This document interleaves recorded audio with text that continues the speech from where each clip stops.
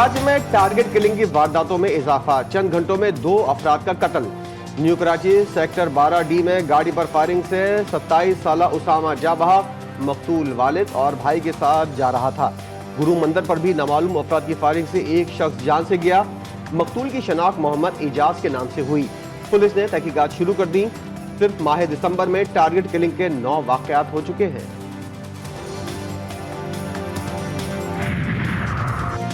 दिसंबर जराइम के हवाले से लाहौरियों पर भारी रवा बरस 1,47,000 मुकदमात दर्ज हुए। कत्ल, डकैती, राहजनी में खौफनाक हद तक इजाफा। खवातीन और बच्चों से जिनसी ज्यादती के वाकयात भी बढ़े।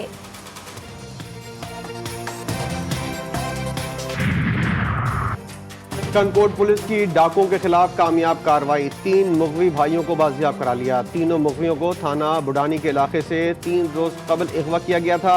पुलिस ने बाजियाब नौजवानों को बुरसा के हवाले कर दिया।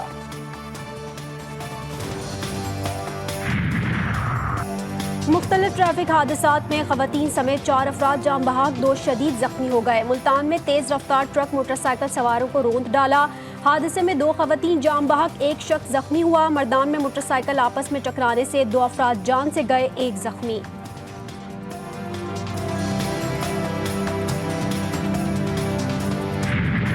मुल्क भर में इंतखाबी सरगर्मियां उरूज पर, कागजात नामजदगी जमा कराने का आज आखिरी रोज। 23 दिसंबर को भी दिन भर कागजात जमा कराने का सिलसिला जारी रहा। बड़े बड़े नाम और नए चेहरे सियासी दंगल में कूद पड़े। आजाद उम्मीदवार भी अखाड़े में पंजा आजमाई के लिए तैयार।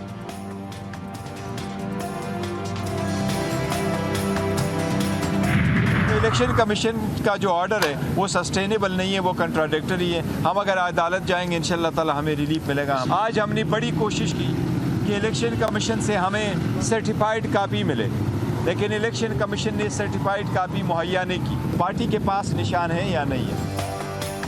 तहरीक इंसाफ अदालत उज़्मा से पुरुमीद, PTI का इंतखाबी निशान बल्ले की बहाली के लिए सुप्रीम कोर्ट जाने का फैसला।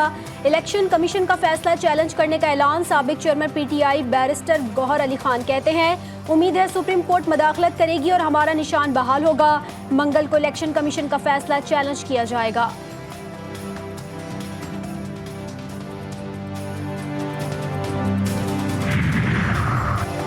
PTI उम्मीदवारों के कागजात नामजदगी क्यों नहीं लिए जा रहे? सुप्रीम कोर्ट के अहकामात बिल्कुल वाज़ेह हैं। अगर इलेक्शन कमीशन खुद काम नहीं करना चाहता तो अलग बात है। लाहौर हाई कोर्ट में कैसरा इलाही समेत दीगर की दरख्वास्त पर समाअत। जस्टिस अली बाकर नजफी ने रिमार्क्स दिए, अगर अदालती अहकामात पर अमल दरामद नहीं हो रहा तो इलेक्शन कमीशन DPOs और ROs के खिलाफ तौहीन अदालत की दरख्वास्त दायर करे। मानी चेयरमैन PTI का इलेक्शन में हिस्सा लेने के लिए सुप्रीम कोर्ट से रुजू। तोशाखाना केस में सजा का फैसला मुअत्तल करने के लिए दरख्वास्त दायर। इस्लामाबाद हाई कोर्ट का फैसला कलअदम करार देने की इस्तदा।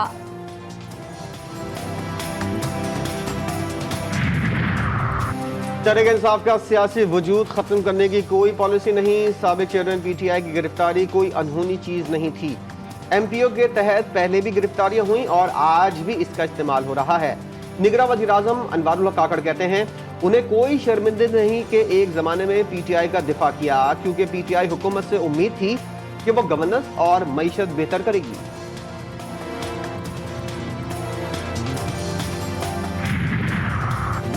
उस्मान डार की वालिदा भी इंतखाबी मैदान में। सियालकोट से कौमी और सूबाई असम्बली के लिए कागजात नामजदगी जमा।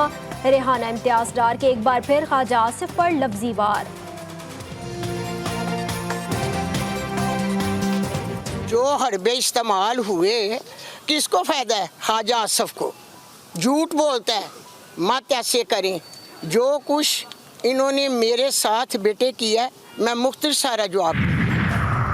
रावलपिंडी की अडियाला जेल में साइफर केस का ओपन ट्रायल। अहम गवाहान ने शहादत कलम बंद करवा दी। गवाहों में साबिक प्रिंसिपल आजम खान और असद मजीद शामिल।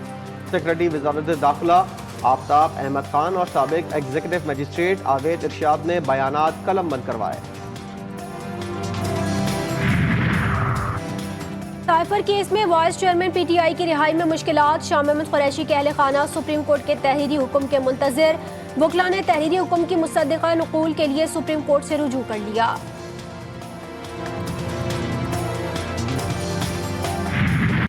लाख लोगों को इंसाफ पे इंसाफ मिल रहे हैं। ये नहीं हो जाएगा कि किसी की सोशल मीडिया पे मकबूलियत ज्यादा है कोई इंतशार ज़्यादा फैलाता है, कोई झूठ ज़्यादा बोलता है, तो फिर उसके लिए ख़ास रियायत हो। उसके लिए जो है वो 3 माह में ही सबको मासूम लगना शुरू हो गया। मेमोरी इतनी ज़्यादा अपनी जो है डिलीट ना करें मेहरबानी। साबिक चेयरमैन और वाइस चेयरमैन पीटीआई की जमानत पर रद्द-ए-अमल। शर्जील मेमन कहते हैं असल लाडला कौम के सामने आ गया, अगर उसे मासूम और हीरो बनाकर पेश किया जाएगा तो कौम को गलत पैगाम जाएगा। मरियम औरंगजेब बोली, पहले लाडला अब मासूम कहकर मुसल्लत किया जा रहा है, गिरफ्तार शख्स को जवाब देना होगा।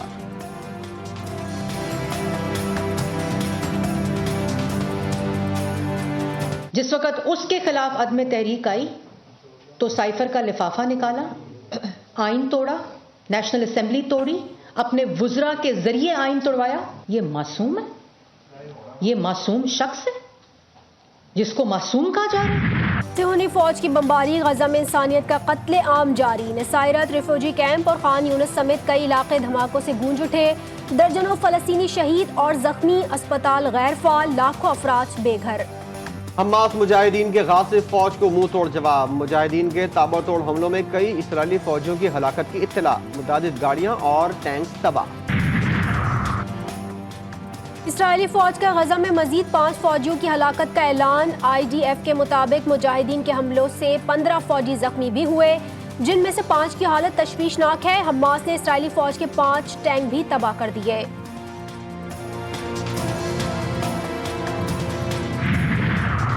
लाहौर में कायद डे की मुनासबत से प्रोग्राम का इनेकाद, गवर्नर पंजाब बलीगुर रहमान की शिरकत। बच्चों ने बानी पाकिस्तान और उनके नजरियात और अफकार पर तकारीर पेश की। तकरीरी मुकाबलों में हिस्सा लेने वाले तलबा और तालिबात में शील्ड्स और सर्टिफिकेट तकसीम किए गए।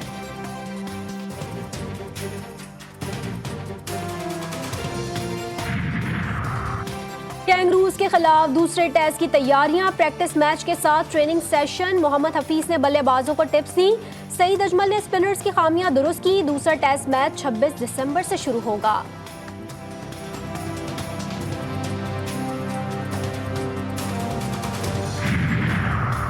शाहीनों की मुश्किलात में मजीद इजाफा, स्पिनर नोमान अली भी सीरीज से बाहर। अपेंडिक्स का ऑपरेशन किया गया, डॉक्टर्स का आराम का मशवरा।